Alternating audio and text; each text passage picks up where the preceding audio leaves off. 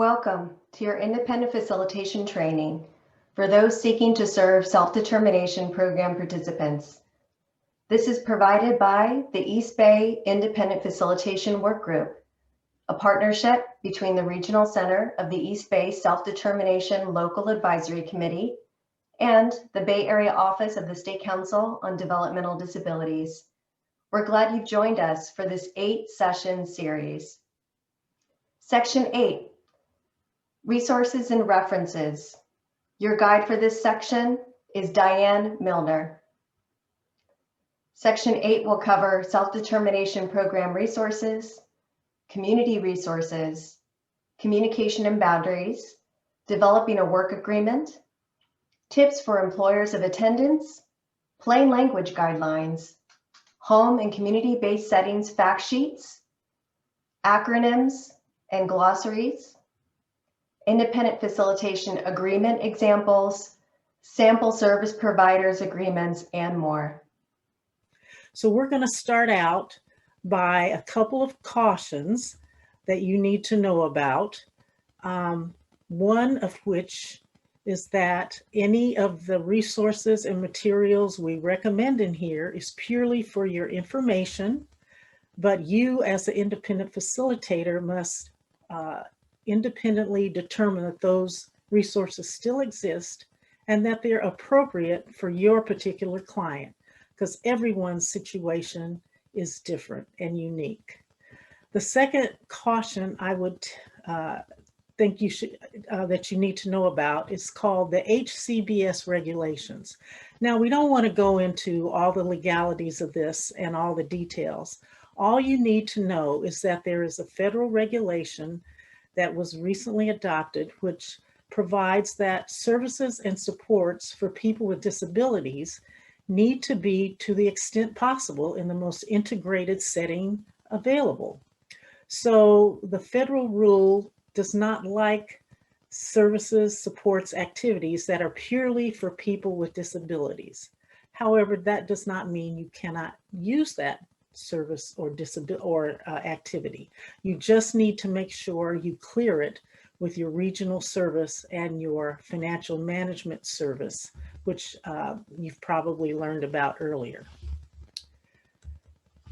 Okay, now as an independent facilitator, you need to know very generally about the background legislation that established all the self-determination program we're talking about. So California has one of the most advanced and extensive service system for people with developmental disabilities. And that was set up many years ago by the Lanterman Developmental Disability Services Act. Do you need to read this whole act? No. Just like we don't need to read the Internal Revenue Code when we're doing our taxes. But the most important thing to remember about this act is that it establishes an entitlement, a legal entitlement to people with developmental disabilities in California to receive services and support. So it's a very powerful act, and few, if any, other states in the United States have created a similar entitlement. The second law that you should be generally familiar with is the law that set up the self-determination program. Again, you don't have to read all the text in this law, but you should be generally familiar with it.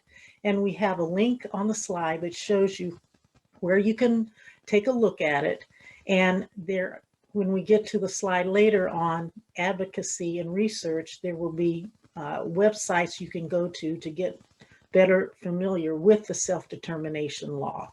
Basically, it provides that consumers, clients, and I call consumers clients because they're retaining you to provide services to them as an independent facilitator, get their own individual budget from the regional center to purchase the services and supports they decide they want to use within certain parameters, so that it is not dictated to them what they get under the self-determination law, but it gives them more autonomy and independence to choose what they want to do. Okay, so what must an independent facilitator know about community services and supports? First off, I would advise you, don't become overwhelmed and discouraged because there is so much information out there. You don't have to know all the services in the community. You don't have to know all the resources available to your potential clients. What you do need to know is all the basic general services, the major services and supports, and where to go to get information and who to talk to get more information as you need it. So you need to know about government benefits. You need to know about housing. You need to know about community activities that your client could avail themselves of. You need to know about medical and dental benefits for your client, where your client can go if there's an emergency, including personal disasters and maybe pandemics, and also about counseling and training opportunities for your clients. So you become the point of knowledge for your client. So everyone working with people with developmental disabilities needs to know about the general government supports available. First of all is medical and dental services. Most people with developmental disabilities in California are eligible for Medi-Cal, at least after they reach a certain age. So this provides a wide range of medical services, dental services through Denti-Cal, and also a number of non-medical services that a lot of people may not be aware of. For instance, under Medi-Cal, you could be eligible, your client could be eligible for IHSS, or in-home supportive services, which is, we will talk about in just a second. In addition to Medi-Cal, if, for instance, a client has parents, one of whom has retired or is eligible to retire, or one who has retired on disability, after a certain waiting period, which I believe is about 24 months, that person with developmental disabilities can also get Medicare, which in many respects can be better than Medi-Cal because more medical providers accept Medicare. And then there are the dual eligibles. We call them people who are eligible for both Medi-Cal and Medicare.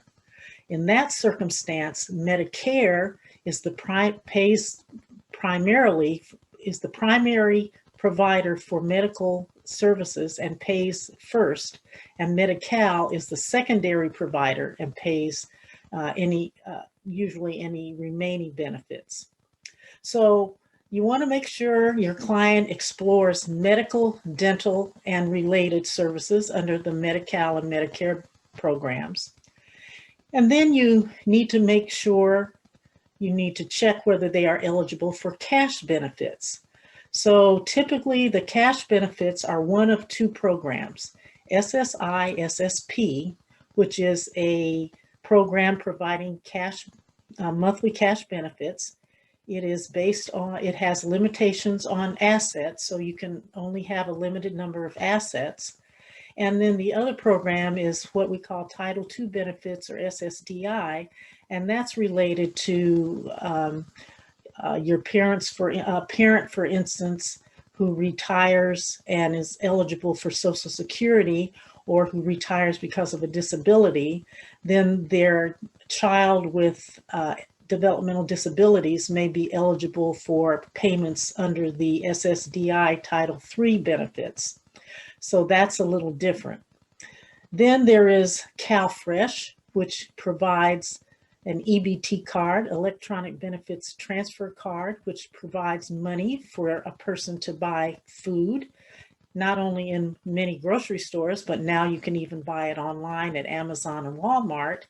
The federal government has recently increased the benefits under the CalFresh program, and many people with developmental disabilities are eligible for that. So it's something to explore with the county of the person's residence. In-home supportive services, and it is an extremely potentially valuable entitlement. If your client needs personal assistance with home care services, meals, cooking, dressing, or needs someone to always be available to supervise them to keep them safe, then you can apply to your county government for in-home supportive services. If they are approved, then the county authorizes you a certain number of hours to hire someone to provide those services, including it could be a family member in many instances, a parent or family member. Then there are the county mental and behavioral health services, because a lot of our clients also have mental and behavioral health problems. So make sure you're aware of your county services for that if your client has those types of needs. So full descriptions of these benefits are available at the link on the slide. So again, you don't have to know all the ups and downs and regulations, because there are a lot of them, but you can go to the advocacy and resources we'll talk about in a little while to get more information. Okay, now you've gotten your client medical, dental, some cash to help pay for their food and shelter. What else do they need? Well, if they're like my daughter, she's very social. She likes to go out. She likes concerts. She likes to participate in activities, swim, horseback ride, do various things. So there are a number of clients who have the ability and desire to participate in the community. What's available in the community? So I found over the years, you have to kind of be like a sleuth and a spy and get out there and just find things. One of the major categories is city parks and recreation programs. Those programs generally have to be accessible to people with disabilities. Some are better than others, and some have actually designated a point person to help people with disabilities participate in the programs. So one of the things I used to do is I would call up various cities. It doesn't have to be just the city that your client lives in. I would call up and ask, do you have a compliance person or a point person for the American with Disabilities Act compliance? And then I would talk to that person, see what's available. And if it was something my daughter was interested in, we would work it out. So an example is my daughter wanted to participate in a swimming program. So that was put on by Parks and Rec. So we worked something out so that she could participate in that program. There are also a number of cities that have programs specifically for people with disabilities. I've listed some on this slide: Pleasanton, Concord, Walnut Creek, Union City, but I'm sure there are other cities. And to start that out, check the city website of the cities that your client lives in or surrounding cities. Call the staff and see what's available, and they will typically send you a link to what is available. My daughter loves to read. She's blind, but she reads talking books. So she has become familiar and very friendly with the librarians in our community. And I have found personally that librarians are a fabulous source for information. That is another extremely valuable source to check out. There are venues that are disability friendly. For instance, the AMC theaters have certain shows that they have reserved for people who have sensory sensitivities or people on the autism spectrum.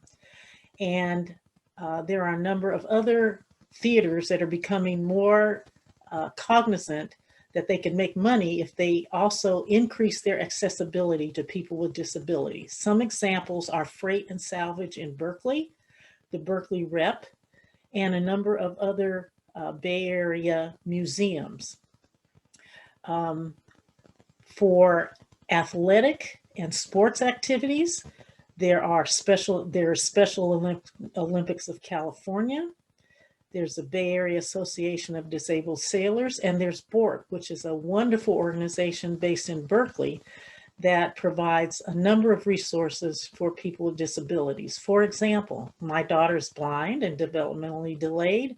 they have a side-by-side tandem bicycle at BORP, and my daughter has a weekly appointment there, and she goes there and rides on her side-by-side tandem with me or an aide every week.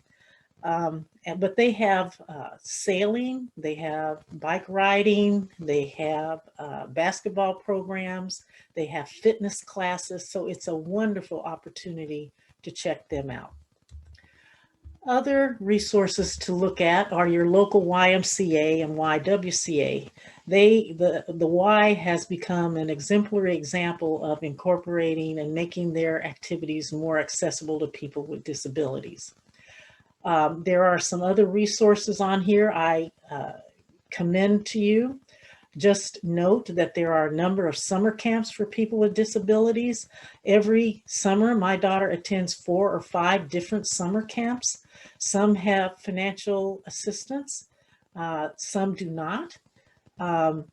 But there are a number of day camps and away camps all over California and the Bay Area. I've included some links that will give you more information on that. If your client has any kind of visual disability, like my daughter, the San Francisco Lighthouse for the Blind has extensive programs that could interest your client. If you're down the peninsula, there's a similar program in Palo Alto, and I commend you to that program as well. Now, here's an example of just learning to network and get information. I was at a conference for autism that Stanford University puts on every year. My daughter does not have autism, but I network and attend conferences just so I can meet people and learn about other resources.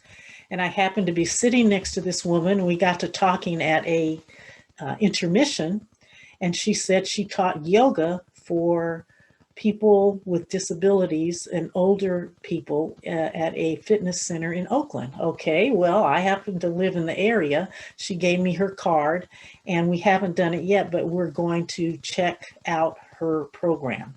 So the point is, wherever you are, connect, talk to people. You will be surprised at what's available if you just reach out. Okay, sorry. Now, education. This is a whole separate topic that we could talk about for 2 or 3 days, but we don't have that. So you just need to be familiar for your client with the basic principles of special education in California. And it's pretty much divided up between youth and adult. So in California, special ed students can stay in the public school system, I believe, up until age 22. And during that time, your client will get most of their resources and supports from the local school district. The regional center provides some resources and supports, but most of it will come from your local school district. In order to become familiar with the school district system, I'm going to refer you to the advocacy and resources slide that I'm going to talk about in a minute. Just remember that it's different from the adult system. Once your client has graduated from the public school system, they now can and have access to adult education, which could be a community college system, the state or university system, and many cities have adult education programs. So for instance, my daughter attended Merritt College and Laney College in Oakland with her day program, and another time just with her aide. Some programs are, the primary difference between the adult and the youth is you don't get as many resources and supports when they become adults. And some schools are better than others. So you have to connect with your advocacy people in order to ensure that your client has the resources and the supports they need in the system. Okay, here's a topic that you need to be aware of as we proceed through the self-determination program. Your self-determination budget, from which your client pays for their services and supports, You cannot use that budget to pay for things that are generally available free to the public. Okay, so what does that include? As I said before, my daughter uses the library, local public libraries extensively. She uses audiobooks. She could not use her self-determination budget to pay for those services or even to pay for um, uh, library services that she could get, to pay for books that she could get from the local library. You wouldn't pay for social and recreational services to your, for instance, your city, that the city gives to everybody free. So that is a generic resource that you have to be aware you cannot use your self-determination budget for. But actually, it's a good thing, because who wouldn't want to get free services from other entities that would not be deducted from your client's self-determination budget? So my mantra has been, I'm first going to look for generic resources for my daughter, because that will not deplete her self-determination budget. And then once I exhaust the generic resources, then I will use her self-determination budget. It's a lot of people think it kind of discourages them, but actually I think it's a good thing. Another area that is a very specialized area is employment. Not everyone, but there are a number of people with developmental disabilities that can and do want to work. So the California Department of Rehabilitation is really a very good resource to assist people with disabilities in obtaining competitive employment. Again, it's kind of a Byzantine, very complicated system, but you just have to know it's available and you have to know where to go to get help. So for instance, DOR, as it's known, can provide a number of services that people may not even be aware of. It can help people with disabilities go to a training school, go to college, a community college. It can provide books, transportation, sometimes even clothes, referrals, assistive technology. When my daughter had received some DOR services, they paid for equipment that would read her lessons to her. It also paid for assessments to her to help the local community college determine what additional supports she needed, and it can provide transportation. So this is an area that I encourage you to become familiar with. There's a link on this website to get more information, but just know if your client has any interest in becoming employed and they need training for it, or they need some other supportive services, think DOR. And what you probably should do is connect with the regional center, because they have a cooperative relationship with in working with DOR, so they might also be able to help you. Transportation is crucial for our clients. One of the most important things for a client to be able to go to work or to become integrated in the community is be able to get there. So for instance, my daughter was using paratransit transportation to get to her day program. When she would go grocery shopping with her independent living services provider, she would learn to take a taxi, and since then has graduated to learning to take Lyft and Uber. So what's available for your clients for transportation?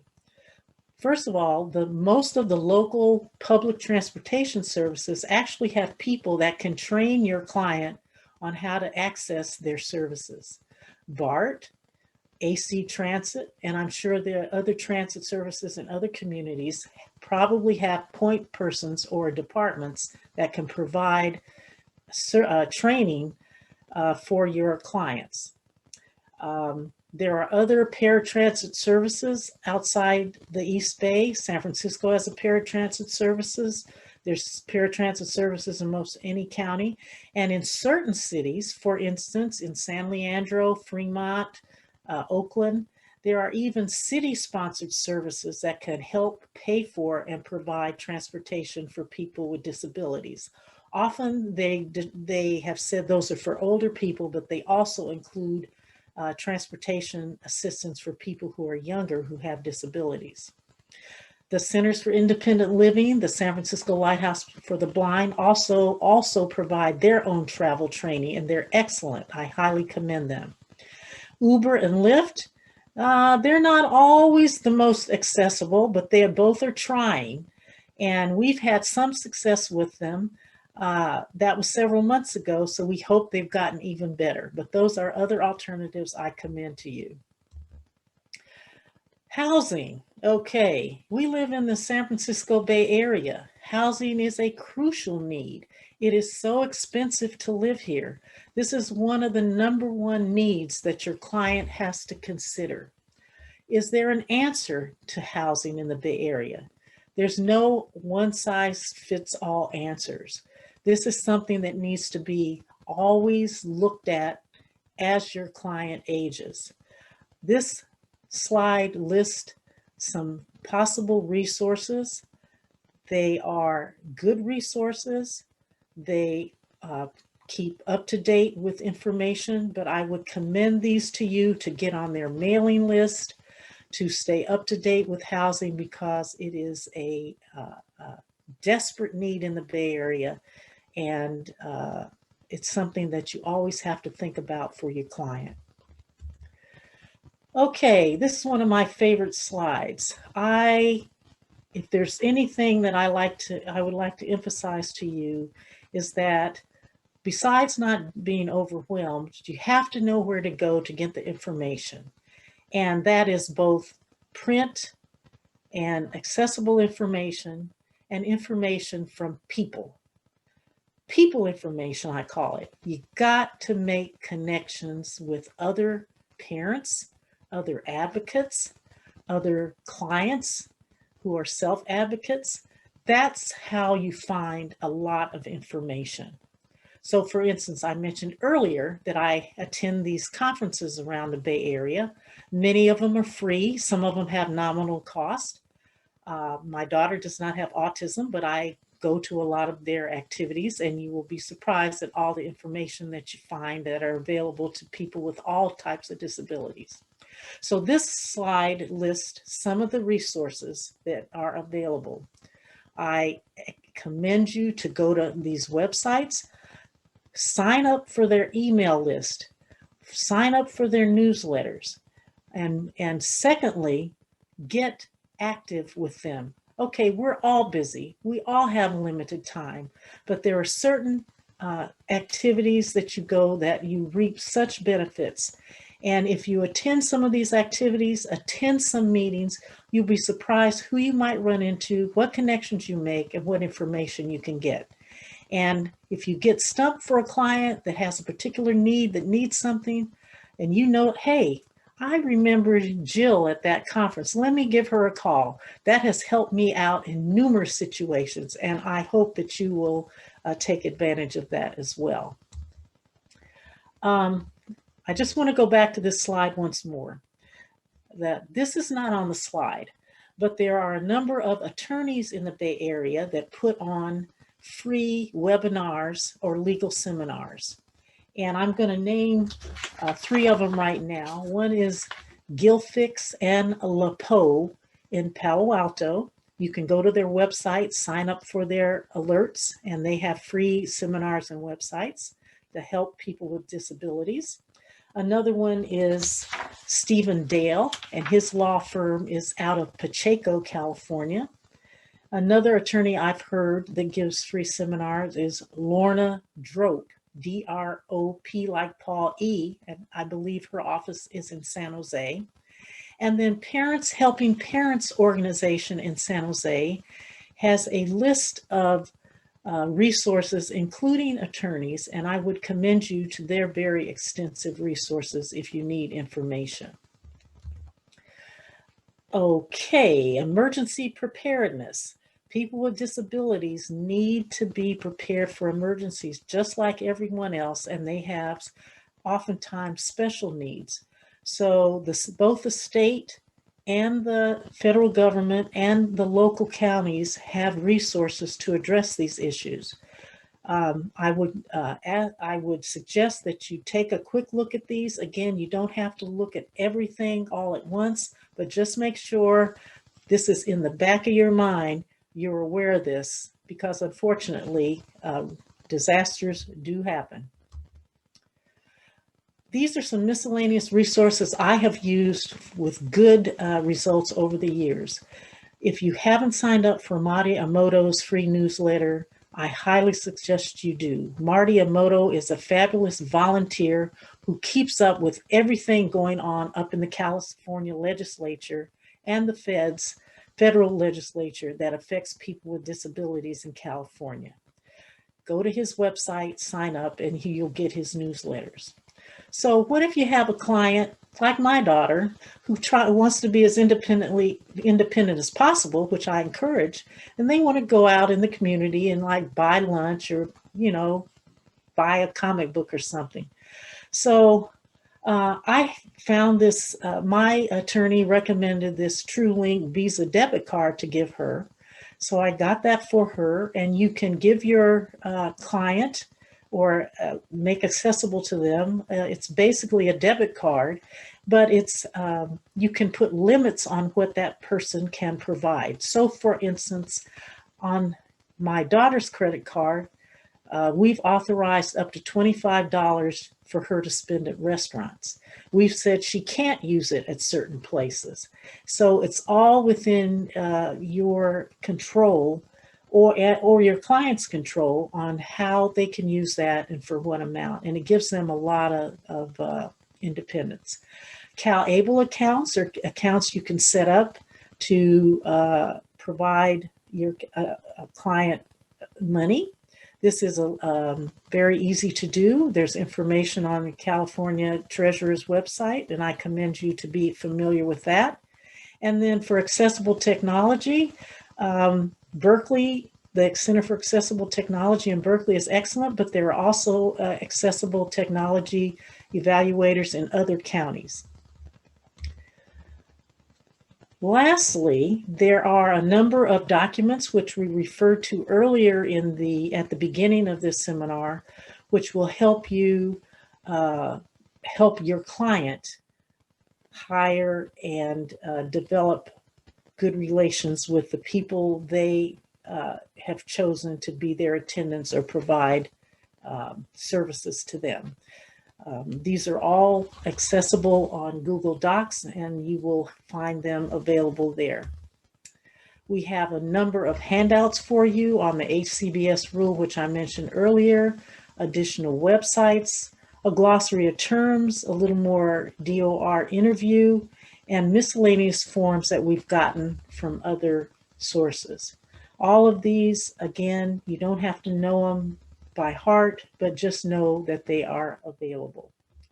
So what have you learned today? You've learned the basics about the law that established a self-determination program. You got a good overview of the major government benefits and the community services and supports, kind of to start you off, and then handouts and links for other sources. And I would end by saying this: know the basics, get involved in the community, network with people. That's where you're going to get your information.